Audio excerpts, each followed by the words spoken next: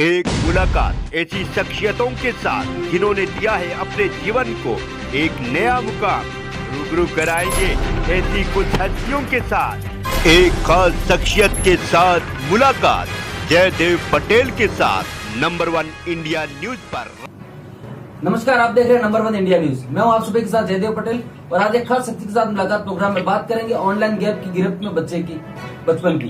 कैसे बचपन को बीमार कर रहा है ऑनलाइन गेम, कैसे मानसिक तनाव के साथ हिंसक हो रहे बच्चे और कैसे ऑनलाइन गेम से दूर रखने के लिए बच्चों पर रखे नजर।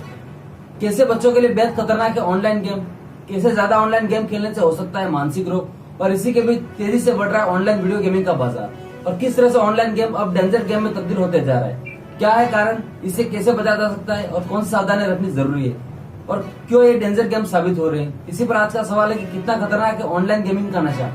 इसी पर चर्चा करने के लिए हमारे साथ दो खास मेहमान जुड़ गए जिन्हें आप देख पा रहे हैं। केंद्रीय मनोचिकित्सा संस्था में मनोचिकित्सा के सहायक प्रोफेसर डॉक्टर निशांत गोयल और बाल अधिकार के अधिवक्ता शालिनी शेरोन। आप दोनों का बहुत बहुत स्वागत आज हमारे प्रोग्राम में। थैंक यू सो मच, धन्यवाद। डॉक्टर निशांत जी, मैं आपसे शुरुआत करता हूं कि ऑनलाइन गेम क्या है और माना जाए कि बच्चों को पागलपन की ओर लेकर जा रहा है, क्योंकि हमने कंडीशंस देखी है कि अगर बच्चों के हाथ में मोबाइल ले लिया जाता है तो उग्र रूप ले लेते हैं और वो चिड़चिड़े हो जाते हैं। धन्यवाद जयदेव। ऑनलाइन गेम वो सारे तरह के एक तरह से जो गेम बच्चे खेलते हैं, जो पहले वीडियो गेम्स होते थे, आजकल स्मार्टफोन के आने के बाद वो सारे जो गेम्स हैं वो मोबाइल में आजकल बच्चे खेलने लगे हैं। मोबाइल गेम्स जो होते हैं, या इसको हम लोग बोलते हैं इंटरनेट गेमिंग, हम लोग अगर इसमें इसका शब्द इस्तेमाल करते हैं। इंटरनेट गेमिंग जो है, जिसमें हम लोग इंटरनेट के माध्यम से ऑनलाइन लोगों के साथ जुड़ते हैं। उसका क्या मतलब है कि जो पार्टिसिपेंट है, आपके जो साथ में खेलने वाले लोग हैं, वो आपके साथ ऑनलाइन जुड़ते हैं और आप उन लोगों के साथ किसी भी गेम में कम्पीट करते हैं। तो इस तरह के जो गेम है, देखा गया है कि कुछ बच्चे जो इसको कंट्रोल नहीं कर पाते हैं, या जिनके परिवार में कुछ ऐसी सिचुएशन होती हैं जहाँ पे उनके ऊपर ध्यान नहीं रखा जाता है, तो कुछ बच्चे जो इनमें से ऐसे होते हैं जो गेम्स के आदी हो जाते हैं, या जिसको हम लोग हिंदी में बोलते लत लग जाती है। लत इस कदर हावी हो जाती है कई बार कि बच्चा जो है अपनी पढ़ाई लिखाई, खाना पीना सब कुछ छोड़ देता है और सब कुछ छोड़ के सिर्फ और सिर्फ मोबाइल के सामने घंटों बिताता है। और कई बार वो इसका इस हद तक दुष्परिणाम हो सकता है कि या तो बच्चा अपनी जान दे बैठता है गेम के बीच में, या फिर कई बार आपने सुना भी होगा, पिछले कुछ दिनों पहले आया था कि किसी मदर ने अपने बच्चे को जब गेम खेलने से रोका तो उस बच्चे ने अपनी मदर का कत्ल कर दिया। तो न केवल सुसाइडल टेंडेंसीज बढ़ रही हैं, साथ साथ होमिसाइडल टेंडेंसीज भी बच्चों में बढ़ रही हैं। और पर्टिकुलरली छोटे बच्चे जो जिनको सही गलत अच्छे बुरे का एहसास नहीं है, वो भी इन गेम्स के पीछे में आकर या इनके लत में आकर इस तरह के जो कदम है वो उठा लेते हैं। धन्यवाद जय जी।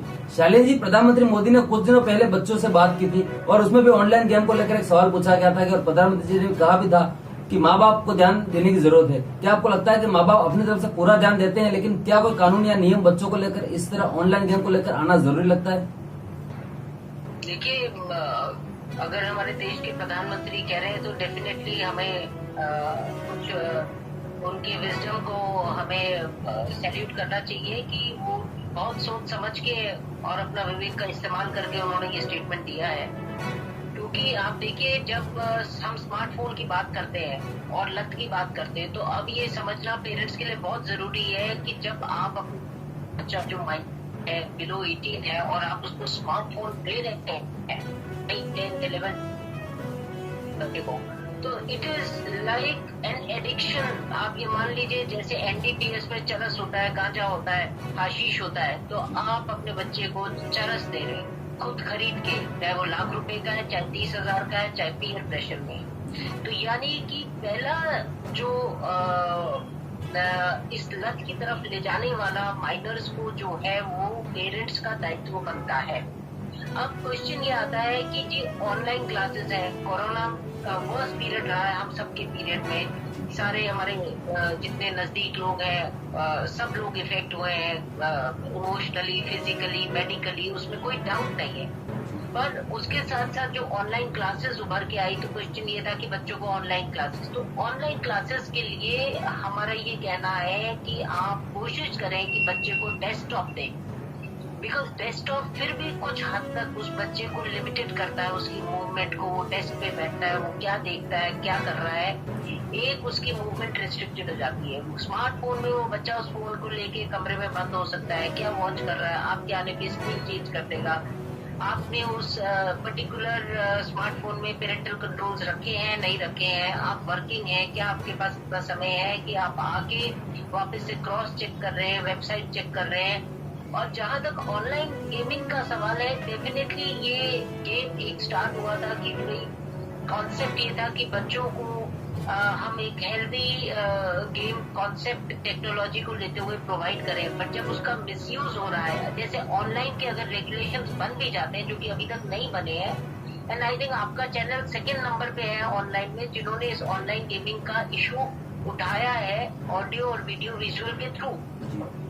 So this is a very sensitive issue जो आपने उठाया है, definitely after News 18 and अगर आप ऑनलाइन गेमिंग का क्वेश्चन ये है कि ऑनलाइन गेमिंग के आप रूल्स और रेगुलेशंस भी बना देते हैं, आप वेबसाइट्स को भी रिस्ट्रिक्ट कर देते हैं। तो आज की तारीख में छोटा सा छोटा बच्चा, गरीब से गरीब बच्चा कम से कम 30 गेम्स डाउनलोड कर चुका है अपने स्मार्टफोन में, जो कि आप ऑफलाइन भी चला सकते हैं। तो ये एक बहुत ही चीज है जिसको हमें प्रोजेक्ट को रखना है ध्यान में। और इसमें डेफिनेटली माँ बाप रोल प्ले करेंगे बच्चे की हैबिट्स के लिए। माँ बाप को बैलेंस बनाने के लिए बच्चे को आउटडोर एक्टिविटी में भी ले जाना पड़ेगा, उनके साथ संवाद भी रखना पड़ेगा लगातार। ऐसा नहीं हो सकता कि आपने एक बच्चे को स्मार्टफोन गिफ्ट कर दिया, मोमेंट्री बर्थडे गिफ्ट कर दिया, उसके बाद आप अपने दायित्व भूल गए। तो आज की तारीख में हमें यंग जनरेशन को उनको इसके बारे में भी बताना पड़ेगा कि यंग जनरेशन की ड्यूटीज क्या है इस कंट्री के प्रति, अपने पेरेंट्स के प्रति, अपने बुजुर्गों के प्रति, अपने जो बाकी हमारे सिटीजन्स हैं उनके प्रति। ये एक ऐसा टॉपिक है जिसमें बिफोर ये एक बहुत बड़ा रूप ले जो कि ले रहा है धीरे धीरे। हर बच्चे के पास ऑनलाइन और ऑफलाइन गेमिंग है। तो इसके लिए डेफिनेटली जो स्मार्टफोन मेड इन इंडिया बन रहे हैं उनको कोई ना कोई टेक्नोलॉजी या ऐसा ऐप ढूंढना पड़ेगा जिसमें आप इसको रिस्ट्रिक्ट कर सकें और इसके लेवल्स को रिस्ट्रिक्ट कर सकें। क्योंकि ये लत जो है, ये कहते हैं हमने लेवल 1 चैलेंज पूरा कर लिया, फिर चैलेंज आता है लेवल 2, लेवल 3, लेवल 4 और ऐसे लेवल्स आते हैं जहाँ पे लास्ट लेवल होता है कि भाई आप छत से कूद जाइए, दैट इज अ चैलेंज, बच्चा कूद जाता है। तो ये एक हिप्नोटिक तरीका है। ऐसी वेबसाइट्स और ऐसे गेम्स को टोटली बैन करना चाहिए and I am sure that state governments and central governments will take notice of it and very soon they will make a regulation and rules according. ठीक है जी। डॉक्टर निशांत जी, हम बच्चों को टेक्नोलॉजी से दूर नहीं रख सकते हैं, ऐसे में हम किस तरह से टेक्नोलॉजी के साथ उन्हें आगे बढ़ाया जाए, उन पर ध्यान रखा जाए, और क्या ये टेक्नोलॉजी अब बच्चों में एक सिकुड़न ला रही है कहीं ना कहीं, क्योंकि बच्चे घर में सीमित होते जा रहे हैं, क्या इसका भी असर एक रूप से हो रहा है इसका? बिल्कुल ठीक आपने जयदेव जी बात बोली कि हम बच्चों को टेक्नोलॉजी से दूर नहीं रख सकते, ये एक हार्ड फैक्ट है। लेकिन हम ये भी जानते हैं कि हर पॉजिटिव चीज है वो अपने साथ साथ कुछ नेगेटिव भी लेके आती है, और जो आपने बोला वो बिल्कुल ठीक है। तो एक बैलेंस खोजना होगा हमको, समाज के अंदर, चीजों के अंदर एक बैलेंस खोजना होगा हमको। वो ऐसा बैलेंस जहाँ पे बच्चों को समय वो मोबाइल पे या इंटरनेट पे या कंप्यूटर पे दे रहे हैं ना, या उससे ज्यादा समय उनको आउटडोर एक्टिविटीज के लिए भी हमको देना होगा। एज अ पेरेंट या एज अ गार्जियन और एज अ उनके जो संभालने वाले लोग हैं या केयर गिवर हैं, हमारी रिस्पॉन्सिबिलिटी बनती है कि हम उनको एक ऐसा इन्वायरमेंट दें जहाँ पे हमसे वो लोग सीखें। आप मुझे देख पा रहे हैं मेरे ख्याल से? जी जी बिल्कुल। तो वो हमसे सीखे, तो हमको अपनी तरफ से एग्जाम्पल सेट करने होंगे कि पता लगा हम तो बच्चों को बोल रहे हैं कि तुम आधा घंटा मोबाइल देखो, 1 घंटा मोबाइल देखो।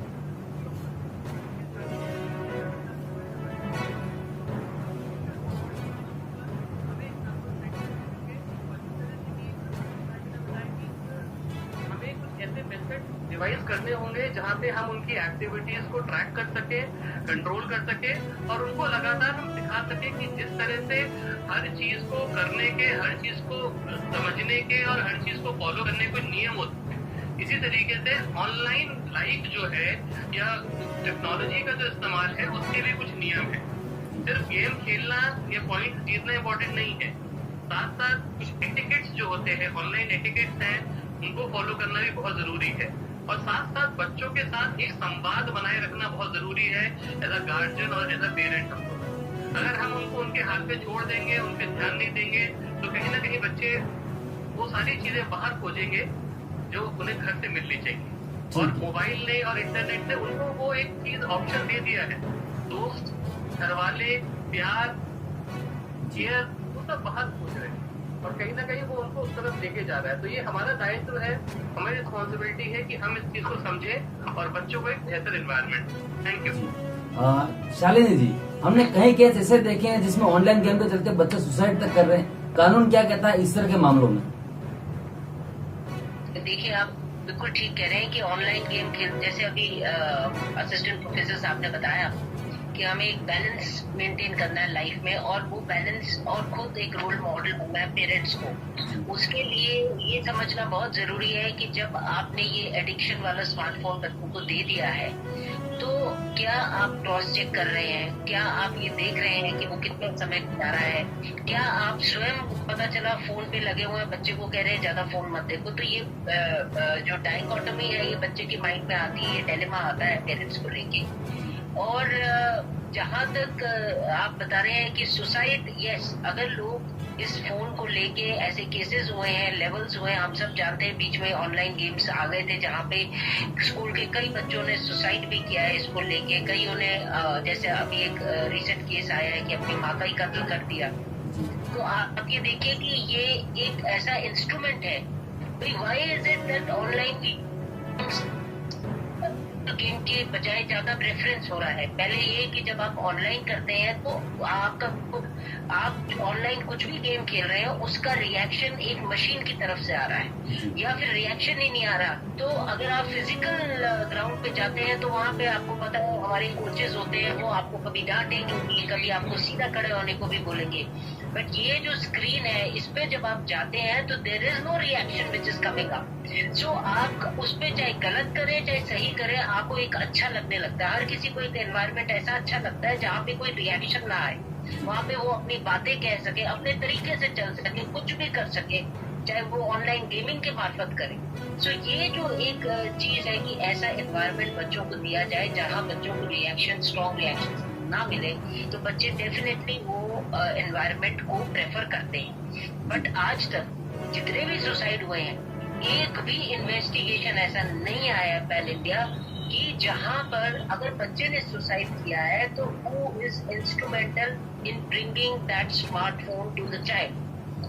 अगर वो बच्चा स्मार्टफोन ले रहा है, अगर वो बच्चा ऑनलाइन गेम्स खरीद रहा है और पेरेंट्स पैसे दे रहे हैं, तो दे आर इक्वली रिस्पॉन्सिबल। और ऐसे केसेस में अगर बच्चा सुसाइड लेवल तक पहुंच जाता है तो आप एक तरीके से एबेटमेंट ऑफ सुसाइड के आपको ऑफेंड, जो कि अभी तक नहीं किया गया बाय द इन्वेस्टिगेटिंग इंस्टीट्यूट। खुद ही एक विक्टिम की तरह है, जबकि दिस इज रॉन्ग। अगर ऑनलाइन गेम, कोई भी ऑनलाइन गेम आप बिना परचेज करें नहीं ले सकते। जब आप खरीद के स्वयं दे रहे हैं तो आप पूरी जिम्मेवारी लीजिए कि वो बच्चा की वो उसकी लत नहीं लगे, और अगर आप जिम्मेवारी नहीं ले सकते तो फिर आप ये काम ना करें। जी ठीक है मैम। डॉक्टर निशांत जी, मैं आपको ऑनेस्टली आपका धन्यवाद करना चाहती हूँ that you, it is such a sensitive issue, जिसमें अगर हमारे प्रधानमंत्री जी ने कोई रिमार्क किया है कि parents are responsible, that means this is one liner for the parents to understand कि ये केसेस किस लेवल पे जाने वाले हैं। कल हमने एक बहुत ही कच्ची बस्ती के बच्चे के पास स्मार्टफोन था, मैंने उससे इतना ही पूछा ये तुम कितने में लाए, उसने कहा 2,500 में मुझे मिल गया, और उसमें उसने कम से कम 30 ऑनलाइन गेम्स डाउनलोड कर रखे थे ऑफलाइन। वो कह रहे थे मुझे इंटरनेट की जरूरत नहीं है, मैं इनको चला सकता। मैंने कहा अगर इसके बाद आपको और चाहिए होगा तो क्या करेंगे? बोले मैं उसके लिए फिर कुछ भी करने को तैयार हूँ। तो ये मानसिकता जो है ये हमें डील करनी है, और इसके लिए rules regulations definitely check and balances रखेंगे, क्योंकि जब कोई पेनल्टी इम्पोज होती है तो लोग थोड़े से सुधरते हैं, पर उसके साथ साथ सेल्फ कॉन्शियसनेस और सोशल कॉन्शियसनेस और अवेयरनेस जैसे आप लोगों के चैनल्स के थ्रू आना बहुत जरूरी जी। डॉक्टर निशांत जी, पहले के गेम और अब के गेम में जमीन आसमान का फर्क है। अब के गेम जानलेवा साबित हो रहे, तो डिफरेंस क्या है और क्या कुछ ऐसे बच्चों पे नजर जो रखना चाहे अगर पेरेंट्स तो कैसे रख सकते हैं? और क्या आपको लगता है कि बच्चों को किसी एक्सपर्ट के पास ले जाना चाहिए, ऐसा कुछ अगर उसमें अगर अनुभव होता है या कुछ फील होता है तो? देखिए, आपके पहले सवाल का जवाब कि पहले और आज के गेम्स, देखिए पहले जो गेम्स होते थे वो मोबाइल पे नहीं होते थे। एक छोटा सा एक इंस्ट्रूमेंट आता था जिसको वीडियो गेम हम लोग बोलते थे और जिसमें हम ही उस गेम के साथ खेलते थे बस, ठीक है। और आजकल क्या है कि ऑनलाइन गेमिंग जो होता है जिसमें आपके साथ बहुत सारे लोग कम्पीट करते हैं, तो एक जो कंपटीशन की भावना जब होती है और जो परस्पर एक दूसरे के साथ कंपटीशन होता है, कहीं ना कहीं ये हमें लेवल्स क्रॉस करने के लिए प्रेरित करता है। और कभी कभी जिस तरह से वकील साहब ने बताया कि जो लेवल्स वो इतने बढ़ जाते हैं कि व्यक्ति जो है अपना या किसी और पर नुकसान कर सकता है। तो दिस इज नंबर 1। और आपका जो दूसरा सवाल है कि भाई क्या ये चीज, देखिए आजकल हर तरीका अवेलेबल है पेरेंटल एक्सेस का या पेरेंटल कंट्रोल्स का, चाहे वो मोबाइल हो चाहे वो इंटरनेट हो। आजकल ऐसे एंटीवायरसेस अवेलेबल है जहाँ पे पेरेंटल कंट्रोल आप आराम से कर सकते हैं। जरूरी क्या है, जरूरी है लोगों को मालूम होना चाहिए कि ऐसा हो सकता है, नंबर 1। नंबर 2, लोगों को माइंडफुल होना होगा कि देखिए हमारे चारों तरफ चीजें बदल रही हैं और जो बचपन है वो कहीं ना कहीं वो बर्बाद हो रहा है इस ऑनलाइन गेमिंग के लत से। यहाँ मैं आपको बताना चाहूंगा, हम लोगों का जो डिजीज क्लासिफिकेशन जो WHO करता है, वर्ल्ड हेल्थ ऑर्गेनाइजेशन जो डिजीज क्लासिफिकेशन करता है, उन्होंने भी अपनी लेटेस्ट क्लासिफिकेशन में ऑनलाइन गेमिंग को या ऑनलाइन गेमिंग डिसऑर्डर या इंटरनेट गेमिंग डिसऑर्डर को एक मानसिक बीमारी के रूप में पहचाना है। अरे हमें वेट नहीं ना करना है कि एक बार बीमारी बन जाएगी तब हम एक्ट करेंगे। क्यों ना हम अपनी सोशल रिस्पॉन्सिबिलिटी को, अपनी फैमिली रिस्पॉन्सिबिलिटी को, अपनी इंडिविजुअल रिस्पॉन्सिबिलिटी को समझें, अपने बच्चों के साथ थोड़ा ज्यादा समय बिताएं। देखिए बच्चों पे ध्यान रखना तभी होगा जब आप उनके साथ समय बिताएंगे, उनके साथ बात करेंगे, उनसे सुनेंगे और उनको बोलने का मौका देंगे। आप आके डांट के घर में बोलेंगे अरे बंद करो मोबाइल, ऐसा नहीं होता है ना। आप खुद आते के साथ ही अपने कंप्यूटर पे मोबाइल पे बैठ जाते हैं और बच्चे को आप डांटेंगे। तो मैं पहले भी आपको बोला, अभी फिर बोल रहा हूँ, you have to set an example. आप एग्जाम्पल सेट करेंगे तो कहीं ना कहीं बच्चा आपको अच्छी चीज के लिए फॉलो करेगा। धन्यवाद।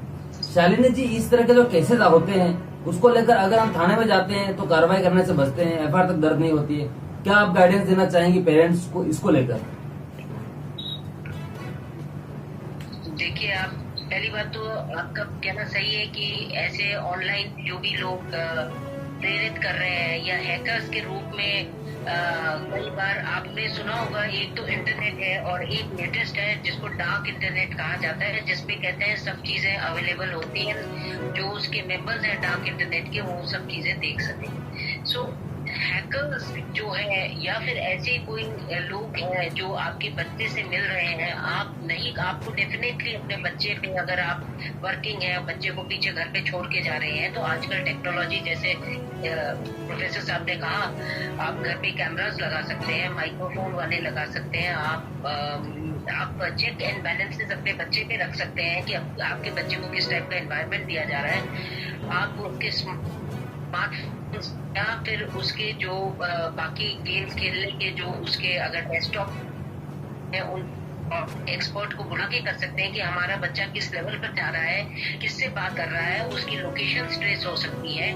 और अगर ऐसे में आपको लगता है कि देयर इज समवन जो आपके बच्चे को इंस्टिगेट कर रहा है और आपको नहीं पता चल पा रहा है despite best of the efforts, तो आप डेफिनेटली थाने में जा सकते हैं, आप अपनी रिपोर्ट कर सकते हैं। पर थाना अगर रिपोर्ट नहीं कर रहा है, क्योंकि साइबर क्राइम आ गया, आपका इंफॉर्मेशन ऑफ टेक्नोलॉजी एक्ट आ गया 2000, और हम देख रहे हैं उसके बाद भी साइबर क्राइम्स हो रहे हैं, इंटरनेट हैक हो रहे हैं, बच्चे खुद ही इतने वनरेबल है कि हैकर्स को ये पता है कि बच्चों की साइकोलॉजी पे उन्होंने ऑलरेडी रिसर्च कर रखी है और उसके हिसाब से वो उन बच्चों को बोलते हैं।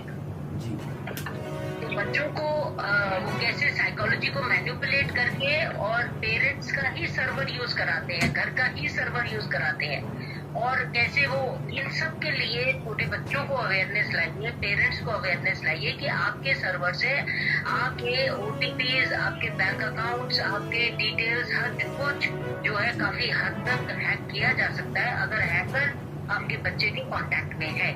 आप डेफिनेटली जाइए थाने में, अगर FIR दर्ज नहीं हो रही है आप ऑनलाइन भेजिए इन्फॉर्मेशन। ऑनलाइन इन्फॉर्मेशन का उतना ही कोर्ट में महत्व है जितना कि फिजिकल जाके थाने में है। ऑनलाइन के बाद भी अगर पुलिस नहीं दर्ज कर रही है या इन्वेस्टिगेट नहीं कर रही है तो आप डेफिनेटली कोर्ट में आइए।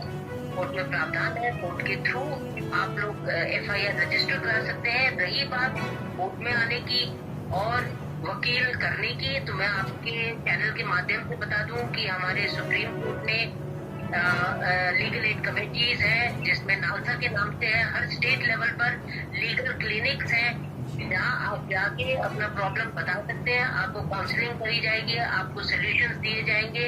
और अगर आपके लिए केस कंटेस्ट करना है या FIR करनी है या वकील करना है तो वो भी बच्चों के लिए फ्री ऑफ कॉस्ट है।